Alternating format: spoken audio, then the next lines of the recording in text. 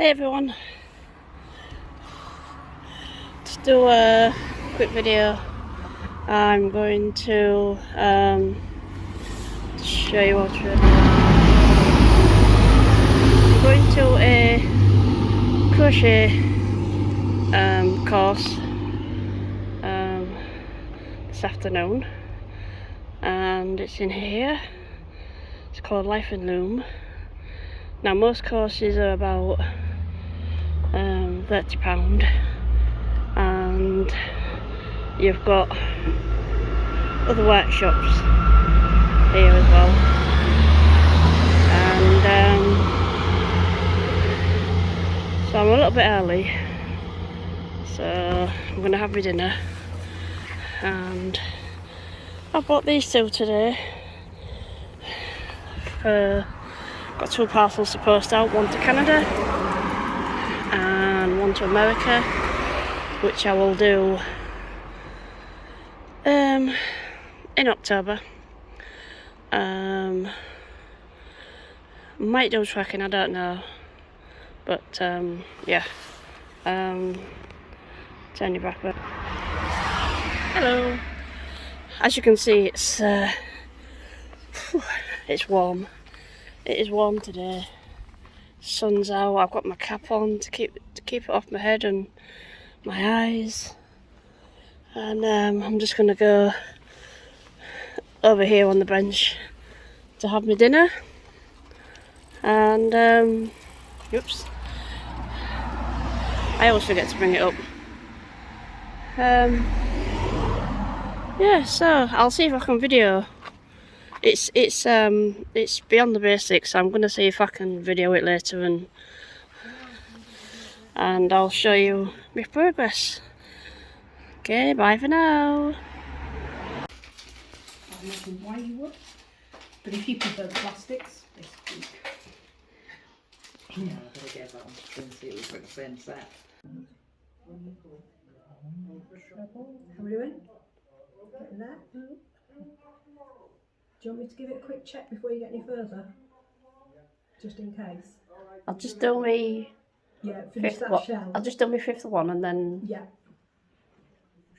It's sometimes just worth a double check. yeah.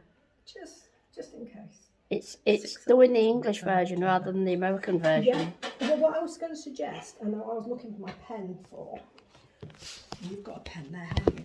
Yeah. Sometimes I found what helped me was writing US or UK in big letters. I've got a chart at home that converts one to the other, on but the pattern, just on the pattern, writing US or UK. Yeah. Just to remind myself. Ask me how I know. It is. It really is an ask me how I know.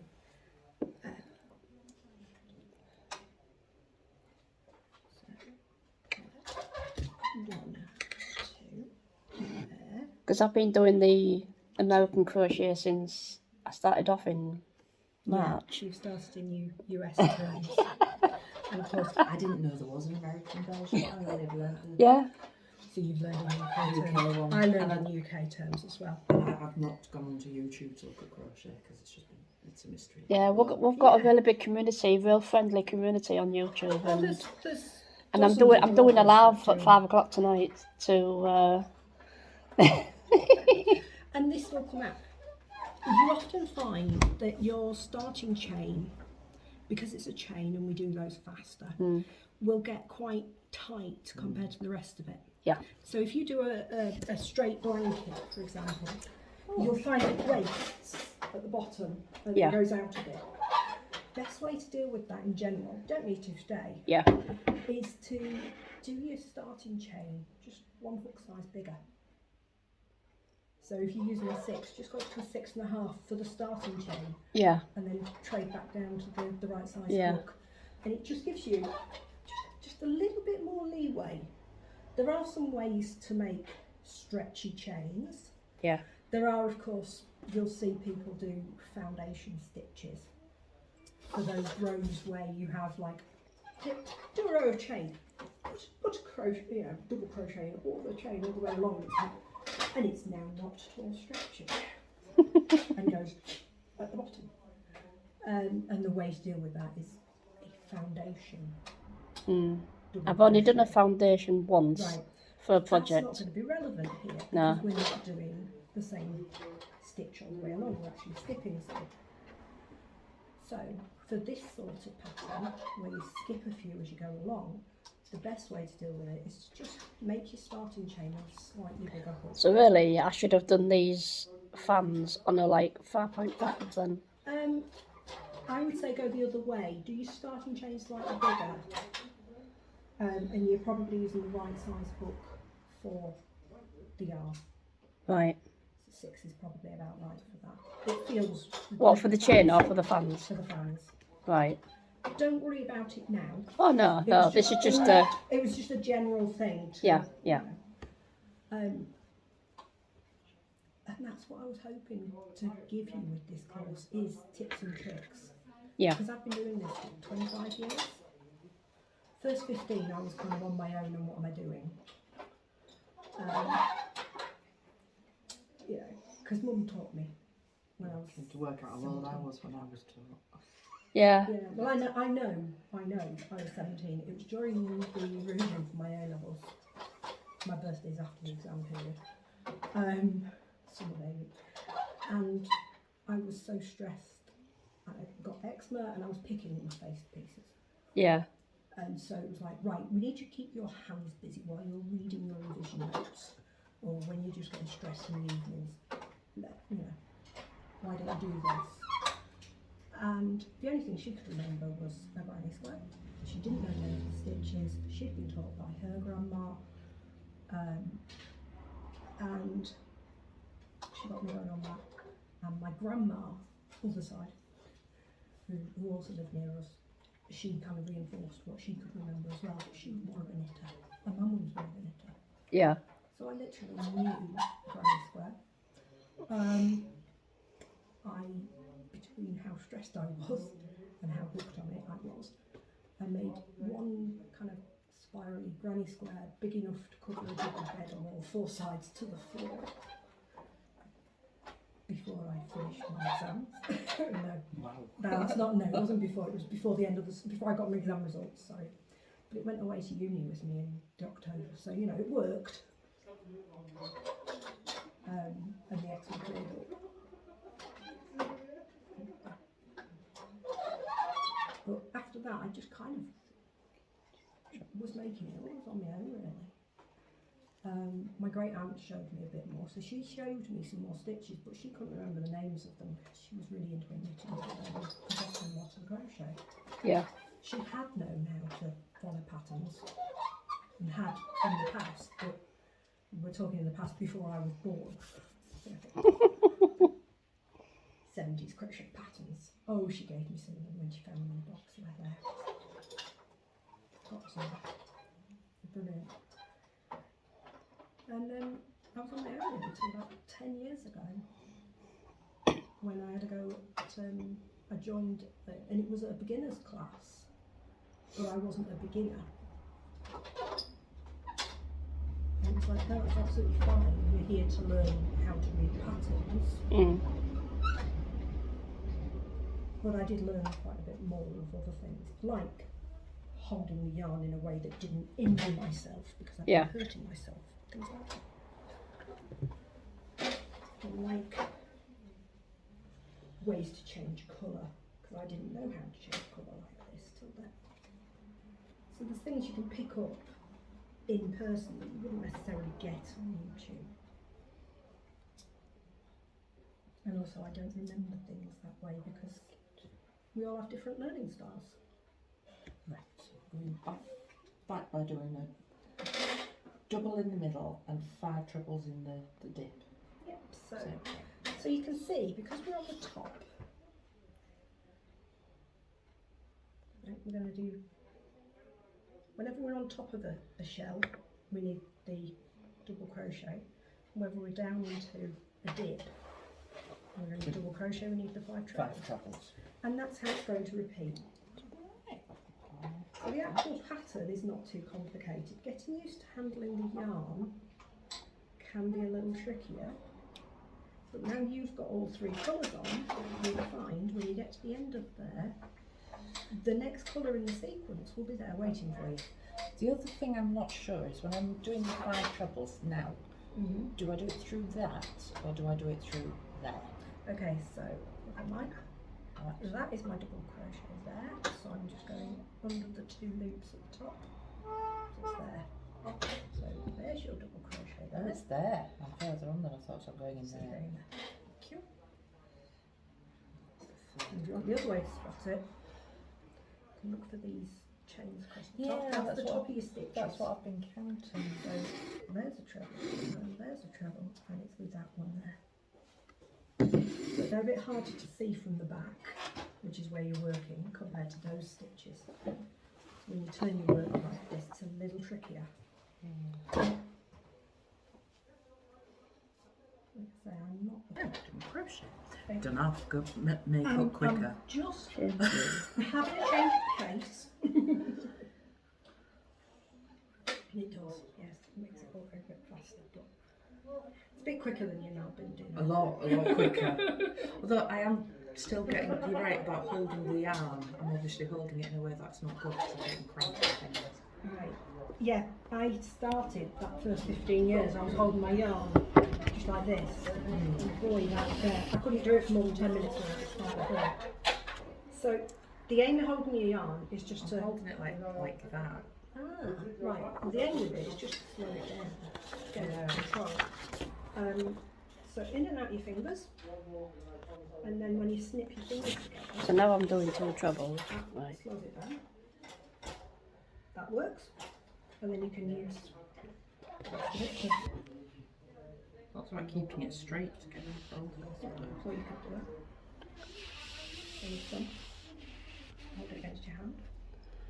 I don't. Weird, no, Yeah, I don't do it like that. I wrap it around my little finger, up and over my first finger, and then use my and then use my first my spare fingers. That does pull after a while, but then you should be stopping a couple of times an hour to stretch your fingers and your hands out anyway. Yeah. Whatever. I know my knitting is very tight. And I think my first row of this was quite tight because it's slackened off a lot. Same. As you've relaxed into it. Yeah. Now it might be you want to go down half a size. Now you've slackened into it. So yeah, you can try it. So what's that? That's 1, 2, Or it 3, might 4, be that 5. you're more comfortable with this. It also might be what I was saying to Jenny about just using a slightly bigger hook for your starting chain. Yeah. Yeah, because I think that was definitely, it's a lot smaller is my starting point than this one. And it might grow like that. But.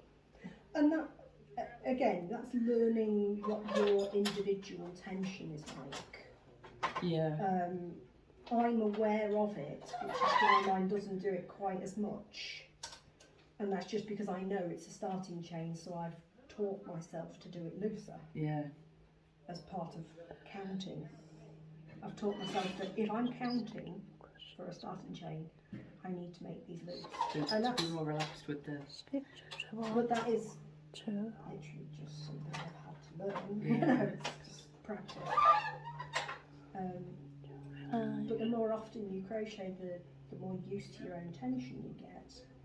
You can then start adjusting things like, oh well, I'm a loose hooker, therefore I know I'm always going to have to go down. Yeah. Yeah. Well, Yeah. or a tight hooker. I'm a tight hooker. Yeah. Therefore, I need to be on the second row. Yeah. I should be on the front of the screen. I like this because you know which row that's 3 rows. I mean, that would be like 10 rows in knitting. Well, yeah. Nalbinding. There is that too. Repeat rows 2 and 3. Change your colour. Yeah, I'm starting you off chunky, you notice. Yeah. Next week, tiny hooks, crochet cotton. You don't want to know about my fusion socks. The fusion socks I'm making, which is half knit, half crochet. Yeah. I'm using a size 3.5 hook. No, that's not tiny hook. No, but It What's the smallest I it is for me in crochet. Yeah. I very rarely use smaller than a 4. So I've not used I'm this. thinking of a 2.5. 3.5. I think my smallest hook is a 2. That looks like I'd snap it.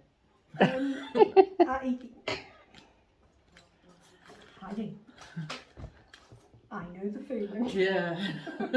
That's a 2.5. Now where is it? I've got another 2.5. Oh.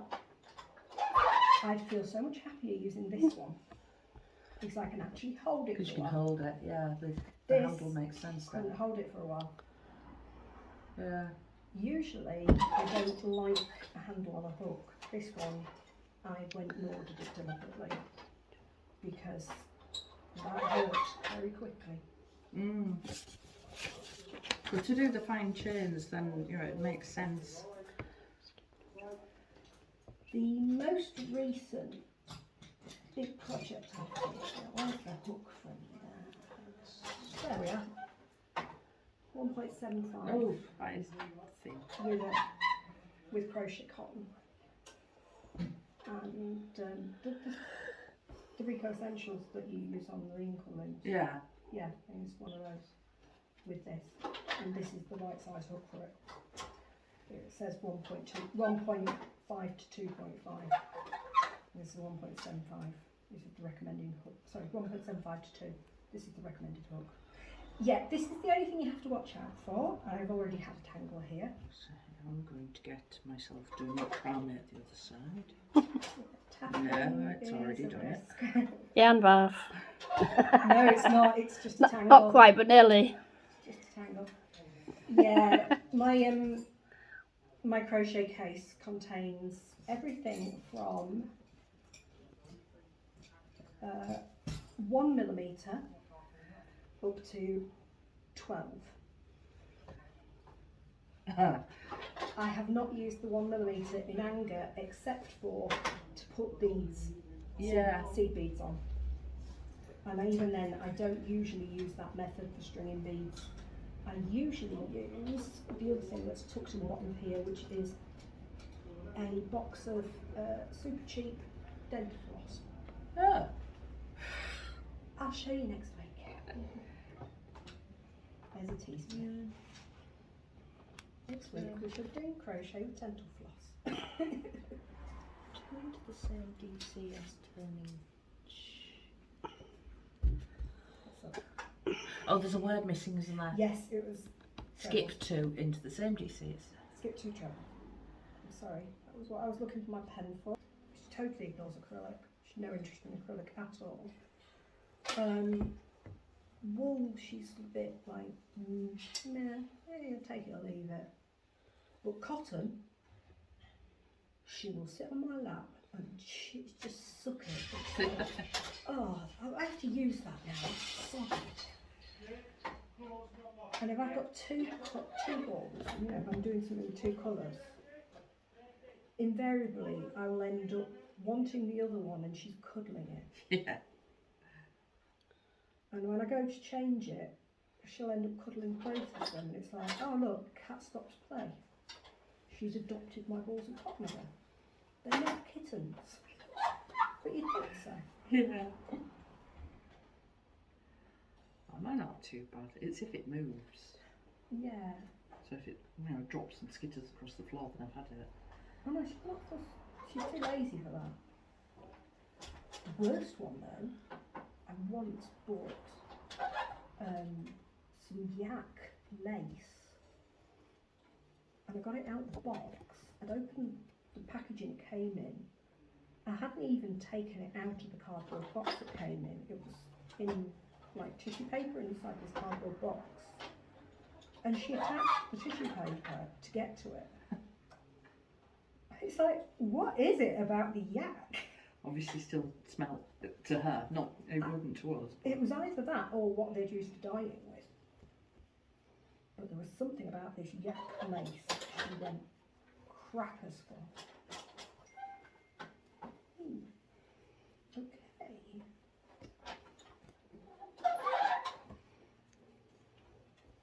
I've just had to finish off a hat with an authentic fabric. Ooh. Rabbit. Yeah, Fair enough. Yeah, Well, the cats were very interested in that. yeah.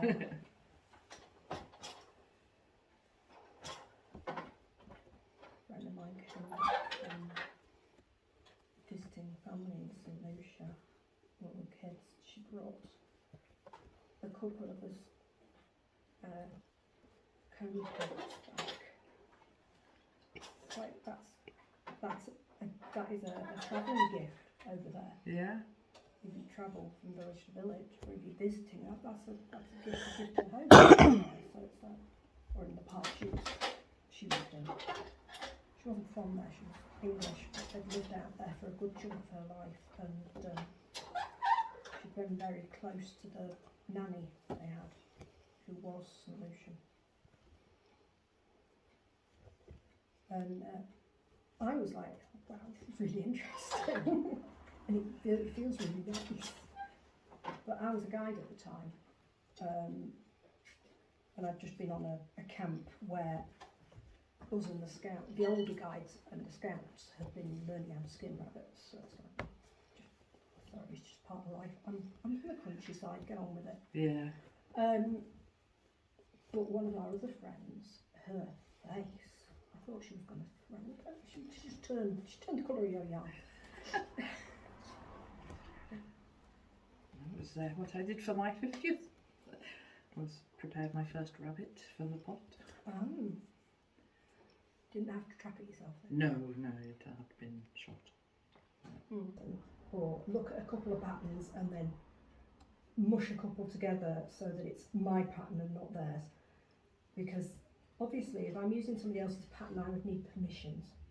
And I don't think I'll be hard pushed to do that in time. If I can get us a kitty cat pattern, we'll chuck some amigurumi in there. This is why I'm asking you. I'd rather it be things, 10-minute warning. I'd rather we do things that you're interested in than just, oh well I've got this ready, so Yeah. that's easy for me. So I would like to do something that look lacy. You want something lacy? Yeah. That's next week, that's already on the plan. So I'm sure I could teach myself amigurumi at home. Well, It'd be a really slow pace as I, go through the thing pattern. is, if we do a session here, you'll have the basics to then apply to any kind of amigurumi pattern. Gotta say, not my favourite thing, purely because two things. One, counting. I'm so easily distracted, I lose count easily, and I get frustrated, and it's just where I get cross on myself. And two, sewing. I'm not good at it. But I have picked up some tricks to counteract that.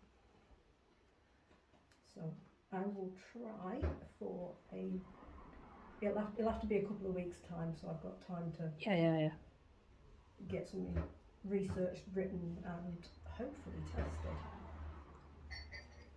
What about mosaic? I don't know that I've got time to sort that in time for this course, purely because it's something that is on my to learn list. Yeah. There's always things. Crochet is so big, there are always more things to learn. Slip stitch crochet is also on my to learn list. Because I don't want to make a mosaic blanket, but I thought I could try something like a mug rug or something small to have practice. I was thinking tapestry crochet,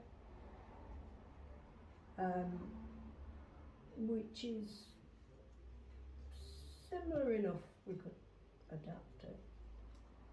Leave it with me. I make no promises. I'll see what I can do. Yeah. Because I like the idea of doing a sampler mosaic just to see if I like it. Yeah. Yeah. I know some people do and some people don't. Yeah. Well, I was thinking of a tapestry purse. small, coin purse. Yeah.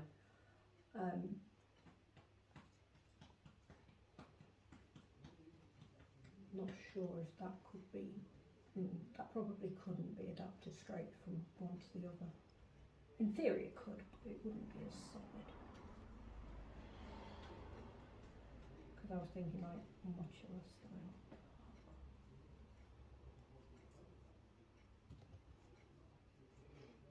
style. I'm just coming to the end.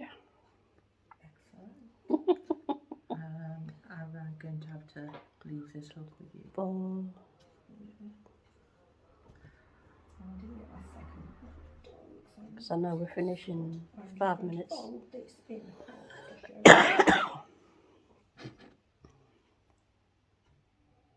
Oh, you were saying about swatching. To swatch or not to swatch? Depends on the project. And I would say, if you are making something that is not desperate what size it is, so for example, scarf, shawl, bag, don't need. Are they your scissors? They're from here. Oh, right. Yeah, something like that, don't worry about swatching. Yeah. On the other hand, you're not going to make that tall enough to be a... No, what I was going to do was maybe have my own colour. What, take it with me? Take the yarn time, yeah.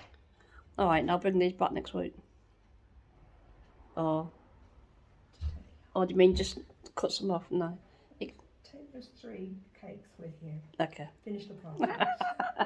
If it's any left, we'll have them back, but yeah, swatches.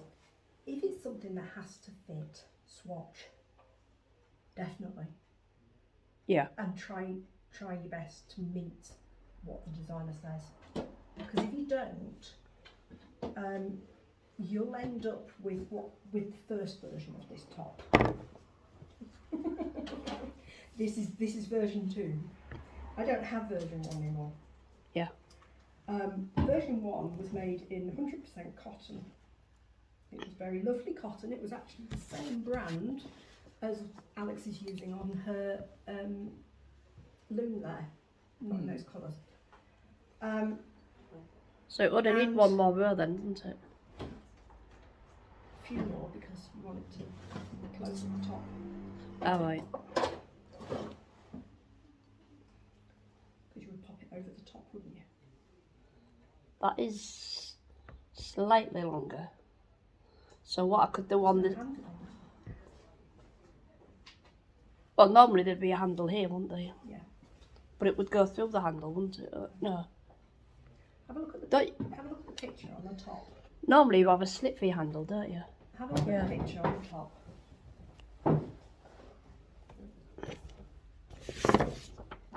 You mean what's left? Use what was left in the canvas. Oh, right, is that how we're doing it? Yeah. Huh? 2 panels. So it goes right over the top. Yeah. Pop, straight over the top. Yeah.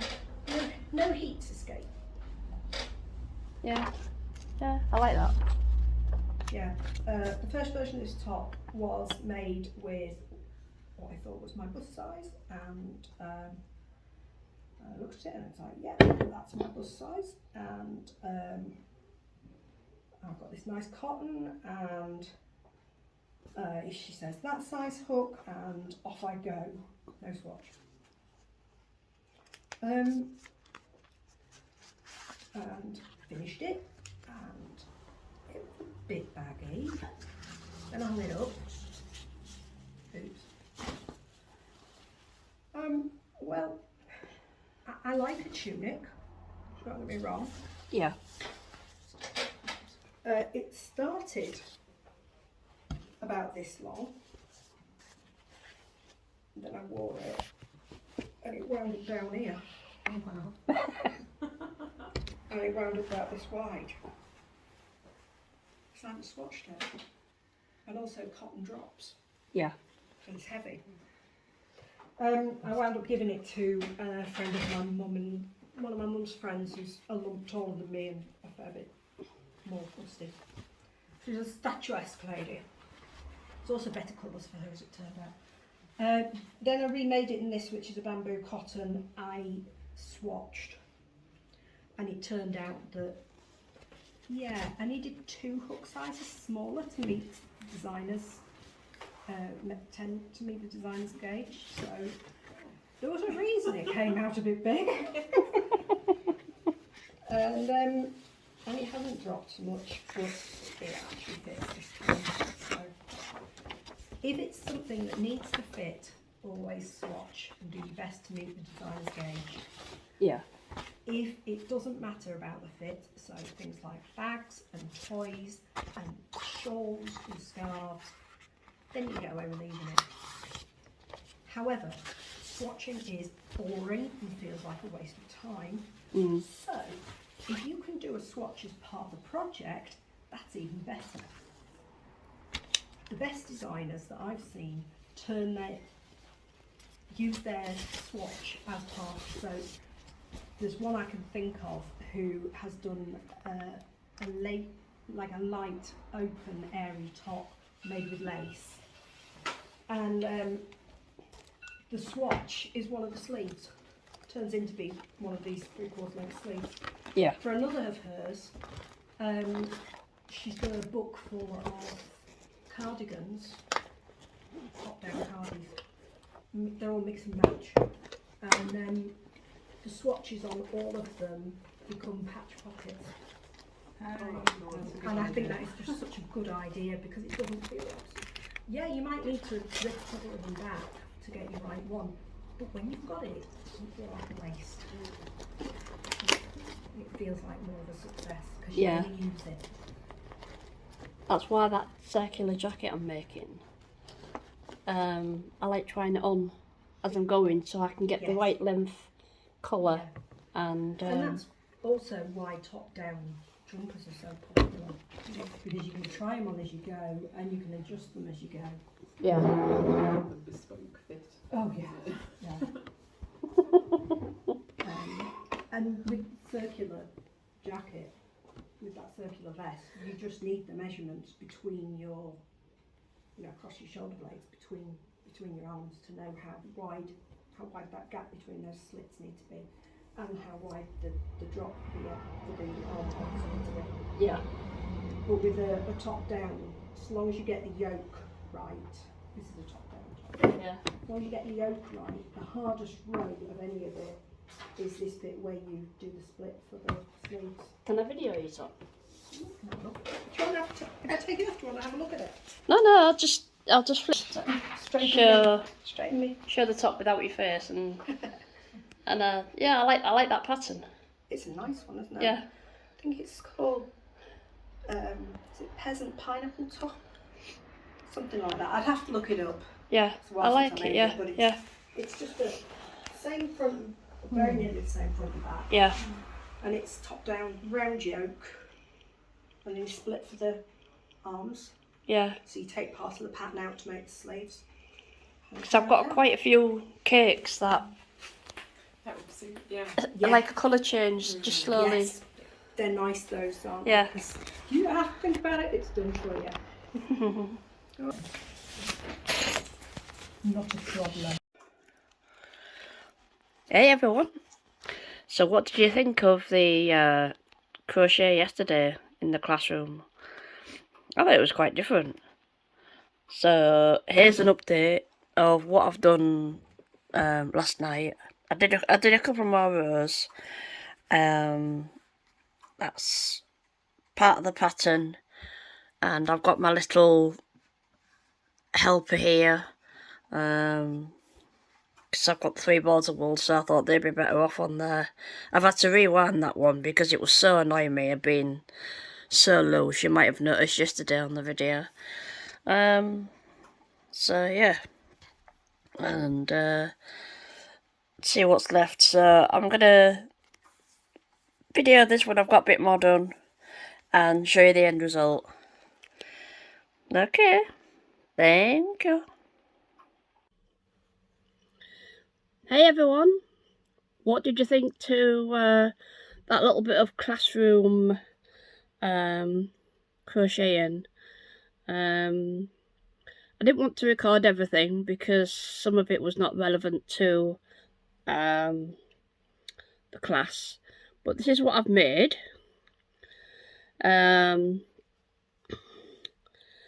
Using the English crochet, which is I think that's single crochet, that's double crochet. But I finished it off in red. I didn't want to use any of the colour. These colours, well, this side is the original colours what I got from the class, and because I knew I would run out of this colour, I decided to add on this side a darker colour, which I think looks much better, and it fits this teapot. And I've also got a smaller one to show you. So this is what we call a teapot cover, and it keeps your tea warm, or the water in your pot warm while you've had the tea, you know. For those who use them, I don't use them. I've only got these from a charity shop, thrift shop, just for the sole purpose of making fancy teapot covers, which I haven't got round to yet, but I definitely don't want to make another one of these. I mean, it was okay crocheting along the edge and along there to join it up, but I had quite a lot of ends once I'd joined in this extra colour. So although I found sewing in ends kind of therapeutic, calming, whatever, there was quite a lot of them, and I would really rather knit in the round and increase as the pot gets wider, etc. So yeah, so there you go, finished teapot cover. I hope you enjoyed this video. Thank you for watching. Please like and subscribe if you want to see some more. Watch my other videos, and I am trying to get up to 500 for my community tab. Yeah, so, and don't forget, I do have some giveaways coming up. Thank you for watching. Bye bye now.